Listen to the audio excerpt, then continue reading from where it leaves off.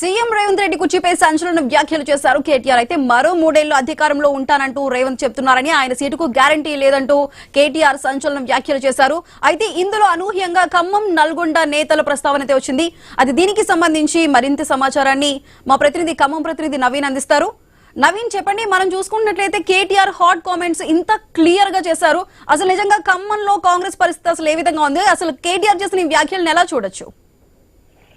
సుధా, మనం చూడొచ్చు కేటీఆర్ చేసినటువంటి వ్యాఖ్యలలో ఖమ్మం జిల్లాకి అదేవిధంగా నల్గొండ జిల్లా అంటే 2 జిల్లాలకు సంబంధించినటువంటి మంత్రులు కానీ అక్కడ ఉన్నటువంటి ఎమ్మెల్యేలు కానీ ముఖ్యమంత్రి సీటుకి ఎత్తు పెడుతున్న మాట వాస్తవాన్ని చెప్పుకోవచ్చు. ఎందుకంటే వాస్తవంగా ఖమ్మం జిల్లాలో 3 మంత్రులు ఉన్నారు. 3 మంత్రుల్లో ఒక తుమ్మల నాగేశ్వరరావుని మినహాయిస్తే ఇద్దరు కూడా కీలక మంత్రులని చెప్పుకోవచ్చు. ఇటు డిప్యూటీ సీఎం ఉన్నటువంటి బట్టి విక్రమార్క కానీ అదేవిధంగా రెవెన్యూ శాఖ మంత్రి ఉన్నట్టు పొంగేటి శ్రీనివాస్ రెడ్డి కూడా ఇద్దరు కూడా పవర్ఫుల్ మినిస్టర్ అని చెప్పుకోవచ్చు. వీరిద్దరు కూడా హైకమాండ్ తోటి నేరుగా మాట్లాడేటువంటి విధానం ఉంది. అంతేకాకుండా ఏదున్నా కానీ హైకమాండ్ తోటే తీసుకుంటున్న పరిస్థితి కనపడుతుంది. అయితే ఆ కేటీఆర్ చేసిన వ్యాఖ్యలు చూసుకున్నట్టయితే నల్గొండ జిల్లాకు సంబంధించినటువంటి కొంతమంది కానీ ఖమ్మం జిల్లాకు చెందినటువంటి కొంతమంది ఈ 3 సంవత్సరాలు సీఎం రేవంత్ రెడ్డి సీట్లో కూర్చునే విధంగా ఉండకపోవచ్చు అని చెప్పడానికి వాస్తవానికి ఈ 2 జిల్లాలో జరుగుతున్నటువంటి పరిణామాలు. ఎందుకంటే మనం చూసుకున్నట్టయితే నల్గొండ జిల్లాలో కీలక మంత్రులు ఉన్నారు. అదేవిధంగా ఖమ్మం జిల్లాలో కూడా కీలక మంత్రులలో 3 ఉన్నా కానీ అందులో తుమ్మలాశ్వర సైలెంట్ గా ఉన్నప్పుడు కూడా 2 మంత్రులు మాత్రం కీలకమని చెప్పుకోవచ్చు. ఎప్పటి నుంచో కాంగ్రెస్ పార్టీలో ఉన్నటువంటి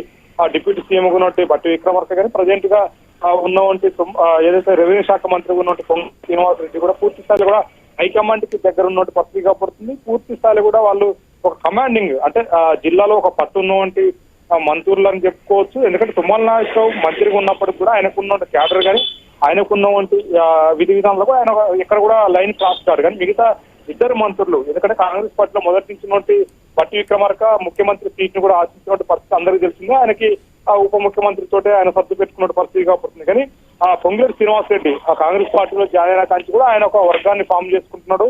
ఆయన కొంతమంది ఎమ్మెల్యేలను కూడా చూసుకున్నట్టయితే వరంగల్ జిల్లా కానీ అంటే ఖమ్మం జిల్లాలో కానీ నల్గొండ జిల్లాలో కొంతమంది ఎమ్మెల్యేలని నేరుగా ఆయన ఒక వర్గానికి చేరుకున్న పరిస్థితి కాబడుతుంది. పూర్తి స్థాయిలో కూడా ఆయన కూడా గతంలో ముఖ్యమంత్రి కావాలనే ఆశ అయితే తనకు ఉన్నట్టుగా తెలుస్తుంది. అంటే 2 మంత్రులకి అంటే జిల్లాలో ఉన్నటువంటి 3 మంత్రుల్లో 2 మంత్రులకు మాత్రం ఖచ్చితంగా ముఖ్యమంత్రి పీఠం ఎక్కాలనేది ఉంది. ఆశ కూడా ఉన్నటువంటి పరిస్థితి కాబట్టి అది బీఆర్ఎస్ నాయకులు కేటీఆర్ అన్నదానికి వాస్తవానికి నిజమని చెప్పుకోవచ్చు. ఎందుకంటే ఛాన్స్ దొరికితే ఖచ్చితంగా ముఖ్యమంత్రిని దించి మేము ఎక్కాలనే ఆశ కూడా వాళ్ళకు ఉన్నటువంటి పరిస్థితి కాబడుతుంది. ఆ విధంగానే వాళ్ళు పావులు కలుపుతున్నటువంటి పరిస్థితి కూడా ఉంది. పూర్తి స్థాయిలో కూడా ముఖ్యమంత్రి రేవంత్ రెడ్డి చేస్తున్నటువంటి ప్రతి దాంట్లో కూడా కీలకమైనటువంటి బాధ్యతలుగా వీళ్ళిద్దరు ఉన్నారు. పూర్తి స్థాయిలో కూడా వీళ్ళిద్దరిని కాదని కూడా ఏమీ చేయలేని పరిస్థితి జిల్లాలో. ఎందుకంటే ఇటు ఏదైతే రెవెన్యూ శాఖ మంత్రి ఉన్నట్టు పొంగేటి శ్రీనివాస్ రెడ్డికి చాలా శాఖలు ఉన్నాయి. మనకి ఇటు సమాచార శాఖతో పాటు అదేవిధంగా రెవెన్యూ శాఖతో పాటు రకరకాల శాఖలు కూడా ఆయనకు ఉన్నటువంటి పరిస్థితి కాబట్టి కీలక మంత్రిగా ఉండొచ్చు. హైకమాండ్ కి నేరుగా ఆయన టచ్ లో ఉన్నట్టు పరిస్థితి కాబడుతుంది. అదేవిధంగా డిప్యూటీ సీఎం కూడా అయితే బట్టి విక్రమార్క కూడా బట్టి విక్రమార్క మొదటి నుంచి కూడా కాంగ్రెస్ పార్టీలో ఉన్నట్టు ఆయన కూడా పూర్తి స్థాయిలో కూడా హైకమాండ్ తోటి టచ్ ఉన్నట్టు పరిస్థితి కాబడుతుంది. రేవంత్ రెడ్డి నేరుగా వచ్చి ఒక్కసారిగా ముఖ్యమంత్రి అయ్యాడు. పూర్తి స్థాయిలో కూడా వీళ్ళంతా కూడా నేరుగా హైకమాండ్ కి ఏం చేయాలి ఏందనేది కూడా వీళ్ళు సర్ది చెప్పేటువంటి పరిస్థితి. అంతేకాకుండా వీళ్ళు కొంతమంది ఎమ్మెల్యేలకు కూడా నేరుగా టచ్ లో ఉన్నటువంటి పరిస్థితి కాబడుతుంది.